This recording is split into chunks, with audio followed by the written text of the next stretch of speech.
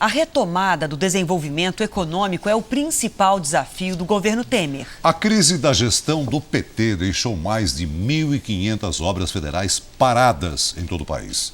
Veja em nossa reportagem especial.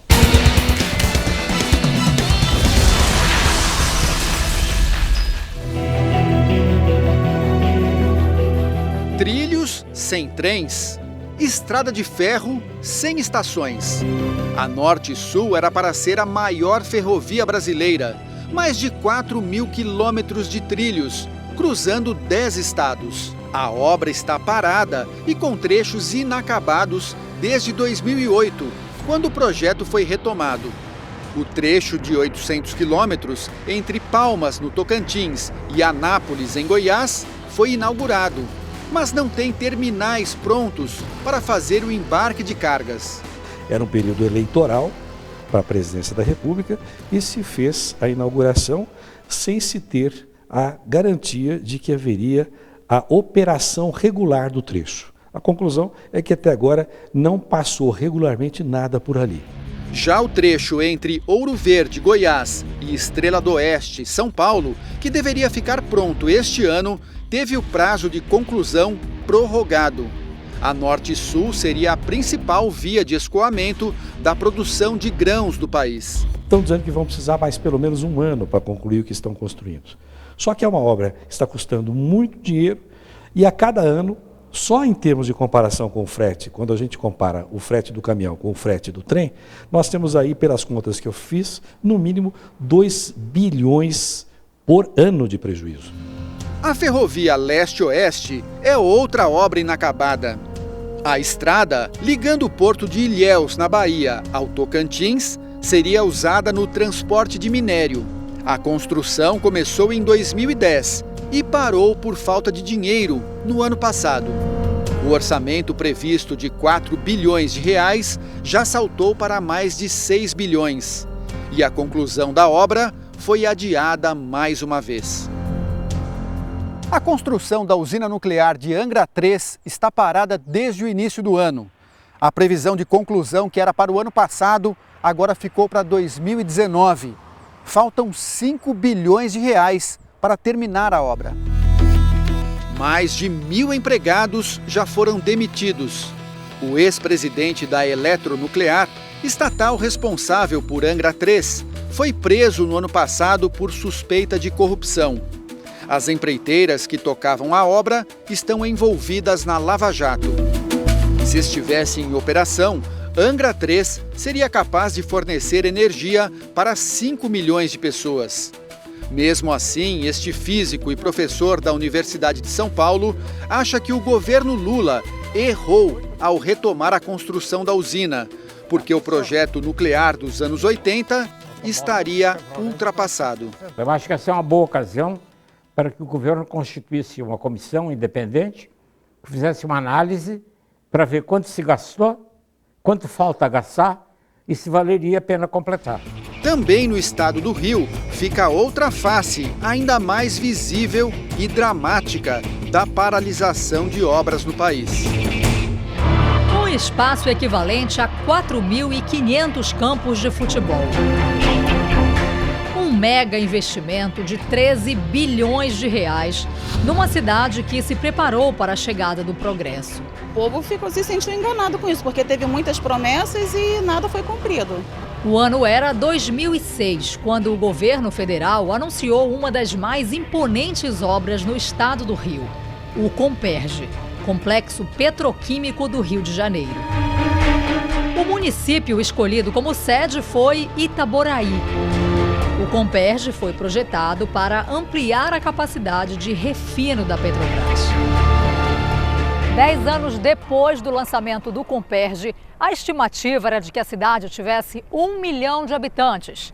Uma década se passou e o número de moradores continua praticamente o mesmo. O que mudou foi a paisagem da cidade, que ganhou prédios modernos que agora estão vazios. A cidade era uma cidade pacata, simples, e aquele pessoal assim estranho chegando demais foi assustador. Acabou-se tudo e a gente ficou em desespero porque começou a fechar tudo.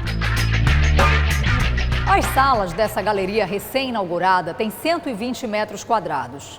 O valor do aluguel deveria girar em torno de R$4.000, mas hoje o preço oferecido está por volta dos R$800. E mesmo assim, só uma delas está alugada, essa aqui, para a prefeitura. Todas as outras estão desocupadas.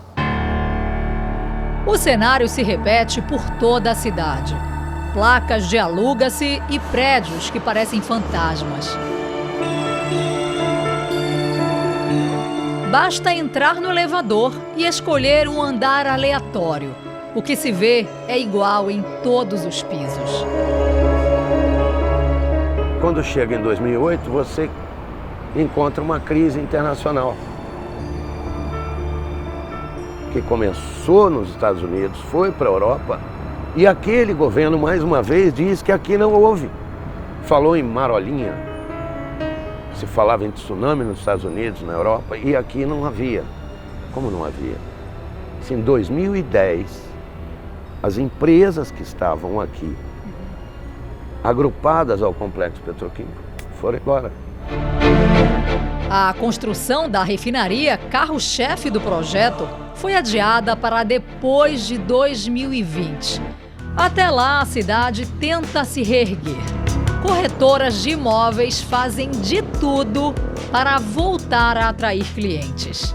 Era briga, você em pé do jeito que você estava, terminava de atender um cliente, já tinha um outro lá já na espera para você atender. Hoje não, hoje você tem que captar o cliente, hoje você tem que correr atrás do cliente. Cássia deixou o Espírito Santo há 8 anos e foi trabalhar como soldadora. Mas, de repente, tudo evaporou. Quando nós voltamos dia 5 de janeiro, porque a gente foi para o ponto de ônibus, o ônibus não passou mais. A gente continuou indo para o ponto uma semana. E aí ele não passou, entendeu? Aí a gente caiu a ficha que a firma tinha quebrado, né? Cássia é um dos raros exemplos de quem conseguiu continuar na cidade. Vendo os sonhos escorrerem pelo ralo, ela deu a volta por cima ao reinventar uma antiga receita da mãe. Fique à vontade, a casa é de vocês, tá? Abriu uma casa de empadas. Com o novo negócio, conseguiu dar trabalho para outras pessoas que também ficaram desempregadas. A culpa não é nossa de Itaboraí e também não é nossa do povo brasileiro, não. A falta de vergonha dos governantes, né? A refinaria Abreu e Lima é um gigante erguido numa das áreas industriais mais valorizadas de Pernambuco, o complexo portuário de Suape, no litoral sul do estado. Foi construída para trazer desenvolvimento e investidores para o Nordeste. A euforia levou milhares de pessoas à cidade de Ipojuca, que chegou a dobrar de população em pouco tempo. Ricardo veio de São Paulo, atraído pelo desenvolvimento anunciado e pela frente de mão de obra em expansão. Era a Serra Pelada. Tinha muito emprego, muito dinheiro e as pessoas gastavam muito, compravam muito. Você escolhia onde trabalhar. Mas a Serra Pelada nordestina se enfraquece a cada dia. O Tribunal de Contas da União recomendou a paralisação dos serviços por suspeita de sobrepreço nas obras. Ministério Público e Polícia Federal passaram a investigar e descobriram que empresas fantasmas foram usadas para desviar bilhões de reais. As empreiteiras OAS e Camargo Corrêa, segundo as investigações, superfaturavam os contratos e cobravam por serviços que não eram realizados. A refinaria Abreu e Lima, desde o início do projeto em 2005 até agora, passou por várias mudanças no cronograma de entrega. O último deveria ter acontecido em 2010, mas até agora nem tudo saiu do papel. Nesse período também aconteceram mudanças orçamentárias. O valor inicial, que era de 2,5 bilhões de dólares, já chega a 18 bilhões de dólares. E o que se vê por aqui é muito trabalho ainda por ser feito.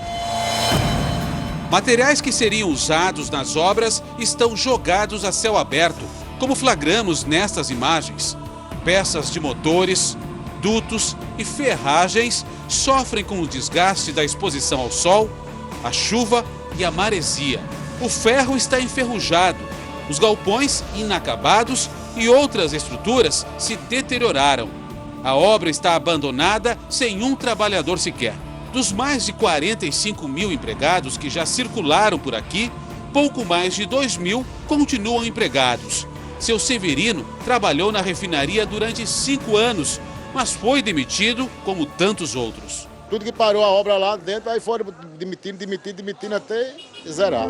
Tinha, né, com projeto, com futuro, né, mas realmente acabou o futuro.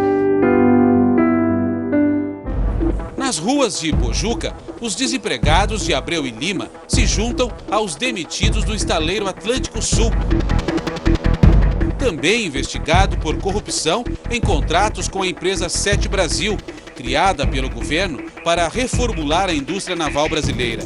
Também construído em Suape, o estaleiro teve os contratos com a Petrobras cancelados depois dos escândalos revelados pela Lava Jato. A onda de demissões também passou por aqui. Os amigos André e Reinaldo vieram da Bahia tentar a vida por aqui. Apesar dos cursos de qualificação, também perderam os empregos, mas resolveram ficar.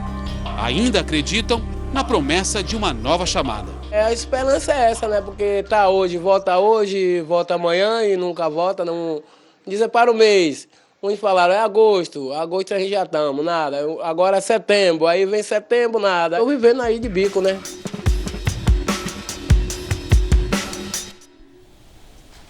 A assessoria da Petrobras informa que o Conselho Administrativo da empresa aprovou a reavaliação do projeto da refinaria Abreu e Lima, em Pernambuco, e da obra do Comperj em Itaboraí, no Rio de Janeiro. Mas ainda não há um prazo para retomada ou não das obras. A Valec, empresa federal responsável pela construção das ferrovias, informa que o trecho entre Porto Nacional, no Tocantins, e Anápolis, em Goiás, está em operação, mas que a circulação de trens com grãos depende do interesse da iniciativa privada. Já na parte da ferrovia entre Ouro Verde e Estrela do Oeste, no interior de São Paulo, a Valec reconhece que houve redução no ritmo das obras por causa do contingenciamento de recursos, mas prevê que a obra seja concluída até o ano que vem. Sobre Angra 3, o governo federal ainda não decidiu o que será feito na obra. A Eletrobras diz que encomendou investigações independentes para apurar as irregularidades na eletronuclear.